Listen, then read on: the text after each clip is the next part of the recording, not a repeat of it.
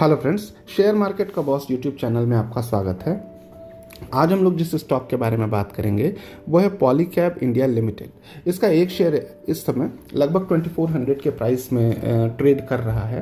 पिछले कुछ समय में इस कंपनी ने अच्छा रिटर्न दिया है, इस कारण लोगों का इसमें इंटरेस्ट बढ़ा है। तो हम लोग इस वीडियो में इसके फंडामेंटल डेटा को एनालाइज करेंगे और फिर आगे चल करके इसके टेक्निकल रेजिस्टेंस और जो सपोर्ट है उसको भी डिस्कस करेंगे। ठीक है, तो सबसे पहले हम लोग ये देख लें कि ये कंपनी करती क्या है। देखिए, पॉलीकैब इंडिया लिमिटेड एक लीडिंग मैन्युफैक्चरर है केबल और वायर का। ठीक है, तो ये केवल केबल और वायर ही नहीं बनाती है, केबल और वायर तो इसका मेन प्रोडक्ट है। इसके साथ इसके जो एलाइड प्रोडक्ट्स हैं वो भी ये बनाती है। ठीक है, जैसे लग्स है, ग्लैंड्स है, ये सब बनाती है अभी। और बिल्कुल हाल में ये fan, switches, switch gears, LED lights, luminaires, solar inverter, pumps, ये सब का भी प्रोडक्शन इसने करना शुरू किया है। तो काफ़ी वाइड रेंज है इसके प्रोडक्ट्स के, लेकिन मेनली ये केबल और वायर के फील्ड में काम करती है और उसके एलाइड प्रोडक्ट्स के फील्ड में काम करती है। और ये इंडिया की एक बहुत ही रेपुटेड कंपनी है। तो चलिए हम लोग डिस्कशन करते हैं। सबसे पहले हम लोग देखते हैं इसका जो मार्केट कैपिटल है वो अराउंड 36,000 करोड़ का है। मतलब ऑलमोस्ट एक मिड कैप कंपनी है, मार्केट कैपिटल ठीक ठाक है। दो चीज़ों को अगर हम लोग नोट करें, आरओई वैल्यू और आरओसी वैल्यू, तो ये 15% से ज़्यादा होना चाहिए। आरओसी वैल्यू हमारा है 23%, आरओई वैल्यू है 17.6%, विच इज़ गुड। तो यहाँ पर हम लोगों को एक बढ़िया साइन दिख रहा है। आगे हम लोग देखते हैं इस कंपनी के ऊपर कर्ज क्या है।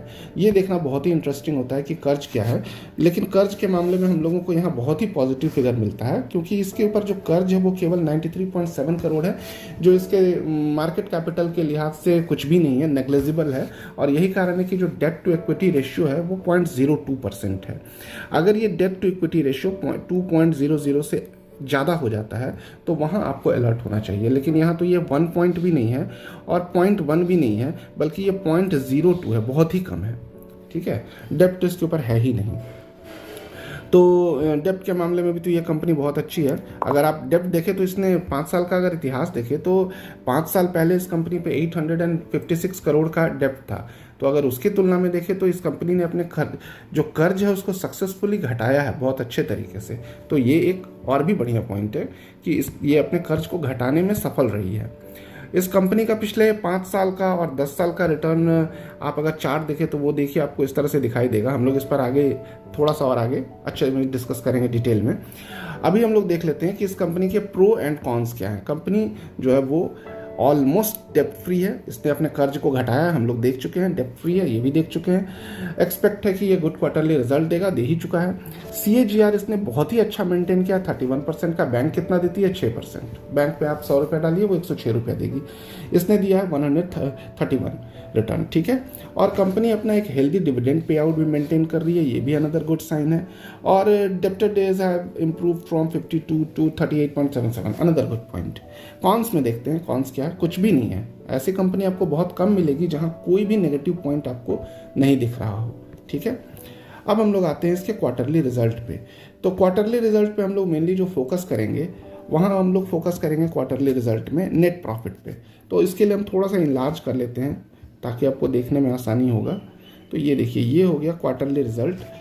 हम लोग फोकस करेंगे मार्च 2021 से लेकर के मार्च 2022 तक का। ठीक है, तो ये इसके क्वार्टरली रिजल्ट है। मार्च 2021 मतलब Q4 ऑफ 2021 में और Q4 ऑफ 2022 में अगर हम लोग कंपेयर करें तो 281 करोड़ से बढ़ करके इसका मुनाफा 322 करोड़ हो गया है, which is a very good sign. यहाँ ये हम लोगों को बढ़िया साइन दिख रहा है। लेकिन अगर क्वार्टर ऑन क्वार्टर की बात करें तो उसको भी हम लोग चेक कर लेते हैं कि कैसे ये बढ़ा है। 281 से 74, फिर 98, फिर 315, फिर 322। मतलब कोरोना ने इस कंपनी को भी ये किया, प्रभावित किया है। डेफिनेटली कंपनी के लेबर वगैरह या जो कुछ भी थे सभी जगह बंद पड़े हुए थे, इस कारण कोरोना का यहाँ असर एकदम साफ तौर पे दिखाई पड़ता है। लेकिन तुरंत बाद इसने फिर से इम्प्रूव करते हुए अपने प्रॉफिट को अच्छा खासा ग्रो कर लिया है। तो ये कंपनी एक अच्छी कंपनी दिख रही है। अब प्रॉफिट एंड लॉस की अगर हम लोग ईयरली बात करें, पिछले 10 साल का लगभग या 7-8 साल का भी हम लोग अगर डेटा चेक करें तो हम लोग देखते हैं कि ये कंपनी कैसा परफॉर्म कर रही है। इससे हम लोगों को एक थोड़ा सा ब्रॉड पिक्चर मिलता है। तो थोड़ा सा मैं इनलार्ज कर लेता हूँ, आपको आसानी होगा। 2014 में ये कंपनी कैसा परफॉर्म, कितना प्रॉफिट कमाई? 89। ठीक है, 89 करोड़। हम लोग ये 14 से देखना शुरू कर रहे हैं, 2014 से। फिर 164, 185 ग्रो किया, 233 ग्रो किया, 358, 500 crore, 759 crore, 882 crore and 909 crore. Now this is a very very very good sign कि ये कंपनी लगातार, मतलब ये इस कंपनी के मैनेजमेंट का, बढ़िया मैनेजमेंट का उदाहरण है। ये कंपनी लगातार मुनाफा कमाती जा रही है और हर बार ये मुनाफा को अपना बढ़ाती चली जा रही है। एक होता है कि मुनाफा कमा रही है, प्लस में है, पर उसमें ग्रोथ नहीं है, कभी वो अप हो रहा है कभी डाउन हो रहा है। कुछ कंपनियां तो मुनाफा भी नहीं कमा पाती है, वो लॉस में रहती है, जैसे जोमेटो कंपनी लगातार ही लॉस में चल रही है। तो ये कंपनी न केवल मुनाफा कमा रही है बल्कि मुनाफे को बढ़ाती चली जा रही है और ये बहुत ही बढ़िया साइन है। कम कंपनियों में ऐसा देखने को मिलता है। शेयर होल्डिंग पैटर्न देखते हैं। शेयर होल्डिंग पैटर्न के लिहाज से भी अगर हम लोग देखें तो ये कंपनी अभी तक तो ठीक ही दिख रही है। देखिए प्रमोटर का होल्डिंग इसमें है 68.69। प्रमोटर होल्डिंग बढ़िया होना चाहिए। ये है कंपनी के मालिक, इनके पास अच्छा खासा शेयर होना चाहिए, तो कम से कम 40% तो होना ही चाहिए। तो प्रमोटर के पास 68.69% शेयर थे जून 2019 में। अभी का क्या सीन है, मैं थोड़ा सा इसको जूम आउट कर देता हूँ।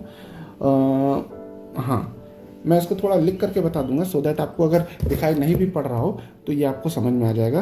प्रमोटर के पास 68.69 था जून 2019 में और इस समय है 68.08%। ठीक है, मतलब बहुत मामूली गिरावट है, बहुत ही मामूली गिरावट है, नेग्लिजिबल है। FII के पास 3.33% शेयर हुआ करते थे, अभी कितना है 5.75% शेयर है। ठीक है, तो FII के पास 3.33 से अब ये बढ़ करके हो गया है 5.75%। This is a good sign. जहां हर कंपनी से FII पैसा खींचने में लगे हुए हैं, यहाँ से कुछ खास नहीं गया है। FII ने शेयर बेचे हैं, यहाँ आप देख सकते हैं पिछले कुछ क्वार्टर से इसने बेचे हैं जो सभी कंपनियों में बिके हैं, लेकिन फिर भी कोई बहुत नेगेटिव साइन नहीं है। DII की होल्डिंग 14.42 थी, अब ये 9.18 है। FII ने बेचा है तो इसने खरीदा है, ठीक है, कुछ ज़्यादा बेच दिया है। सॉरी, FII ने खरीदा है तो DII ने बेचा है, कुछ ज़्यादा बेच दिया है, थोड़ा सा यहाँ नेगेटिव है। DII के पास भी और अच्छा से अगर बढ़ता तो ये अच्छा रहता। पब्लिक के पास शेयर थे 13.56, अब ये हो गए हैं 16.98, which is not a good sign. बहुत बैड साइन नहीं है, but it is also not a good sign. Public के पास शेयर होल्डिंग नहीं बढ़ना चाहिए। तो अब अगर हम लोग प्रमोटर की बात करें और FII की बात करें तो 2 पॉइंट पे तो हमें बढ़िया साइन दिख रहे हैं। प्रमोटर की होल्डिंग अच्छी खासी है, बनी हुई है। FII की होल्डिंग अच्छी खासी, उसने बढ़ाया है। DII ने थोड़ा घटाया है, ये नेगेटिव पॉइंट है। पब्लिक के पास शेयर बढ़ गए हैं, ये थोड़ी सी नेगेटिव पॉइंट है, बहुत बड़ा नहीं है, थोड़ा सा है। आगे बढ़ते हैं, हम लोग देखते हैं कि ये कंपनी पिछले 5 सालों में कैसा रिटर्न दे रही है। तो अब अगर हम लोग देखें पिछले 5 सालों का रिटर्न इसका, तो ये तो बहुत ही इंप्रेसिव है। ये देखिए ऑलमोस्ट 280% का इसने रिटर्न दिया है पिछले 5 सालों में। पिछले कुछ समय से थोड़ा दबाव में है, उम्मीद है फिर से आ जाएगा, लेकिन फिर भी एक अच्छा इसने लगातार कंसिस्टेंस रिटर्न दिया है। ये इंपॉर्टेंट है कि ये लगातार प्रॉफिट में चलते चली जा रही है।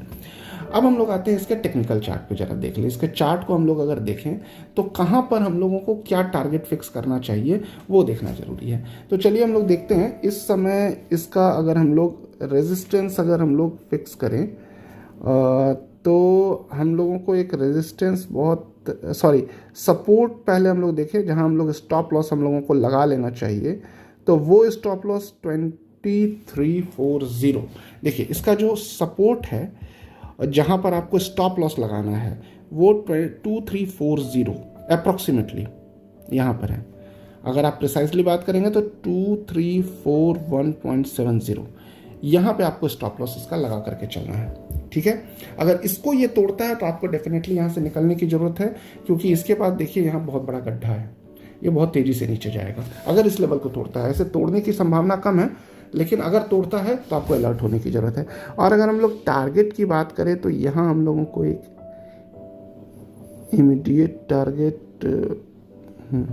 2651, ये हम लोगों को एक इमीडिएट टारगेट यहाँ पर दिखता है। आप इस टारगेट को चेज कर सकते हैं। आप उम्मीद कर सकते हैं कि नेक्स्ट 25 to 30 ट्रेडिंग सेशन में आपको ये टारगेट अचीव हो जाएगा, विच इज़ अ गुड टारगेट। ठीक है, तो आप लोग इस तरह से इसमें ट्रेडिंग कर सकते हैं। एंड आई होप आप फ्रेंड्स आपको ये वीडियो अच्छा लगा होगा। लेकिन आप कोई भी इन्वेस्टमेंट करने के पहले अपने फाइनेंशियल एडवाइजर की सलाह लीजिए। मेरा वीडियो केवल एजुकेशनल पर्पज से है। मिलते हैं अगले वीडियो में। Thank you.